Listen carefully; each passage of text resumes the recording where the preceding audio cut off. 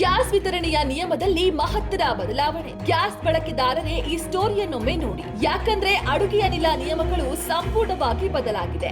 ಸರ್ಕಾರದ ಹೊಸ ರೂಲ್ಸ್ ನ ಪಾಲಿಸದೇ ಇದ್ದರೆ ನಿಮ್ಮ ಗ್ಯಾಸ್ ಸಂಪರ್ಕಕ್ಕೆ ಕತ್ತರಿ ಬೀಳಬಹುದು. ಏನದು ಹೊಸ ನಿಯಮ? ಜೂನ್ 1, 2026ರಿಂದ ಅಡುಗೆ ಅನಿಲ ನಿಯಮಗಳಲ್ಲಿ ಸರ್ಕಾರ ಬದಲಾವಣೆಯನ್ನ ತಂದಿದೆ. ಇನ್ನು ಮುಂದೆ ಪ್ರತಿ ಮನೆಗೆ ಒಂದೇ ಸಂಪರ್ಕ ಕಡ್ಡಾಯವಾಗಿದೆ.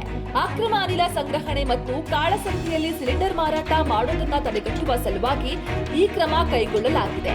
ನೀವು ಪಿಎನ್ಜಿ ಮತ್ತು ಎಲ್ಪಿಜಿ ಎರಡನ್ನೂ ಹೊಂದಿದ್ರೆ ನಿಮ್ಮ ಎಲ್ಪಿಜಿ ಸಂಪರ್ಕ ರದ್ದಾಗಬಹುದು ಅಥವಾ ನಿರ್ಬಂಧಕ್ಕೆ ಒಳಗಾಗಬಹುದು. ಪಿಎನ್ಜಿ ಲಭ್ಯವಿರುವ ಕಡೆಗಳಲ್ಲಿ ಎಲ್ಪಿಜಿ ಬಳಕೆಯನ್ನ ಸಂಪೂರ್ಣವಾಗಿ ನಿಲ್ಲಿಸಬೇಕೆಂದು ತೈಲ ಕಂಪನಿಗಳು ಈಗಾಗಲೇ ಪರಿಶೀಲನೆಯನ್ನ ಆರಂಭಿಸಿವೆ.